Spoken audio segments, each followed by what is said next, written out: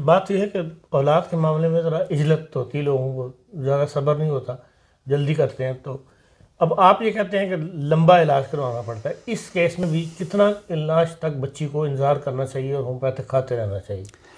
دیکھیں، ڈپینڈ کرتا ہے بیماری کیا ہے. مس کیریجز جو ہو رہے ہیں بچیوں کو، وہ خود پیدا کیے ہوئے ہیں.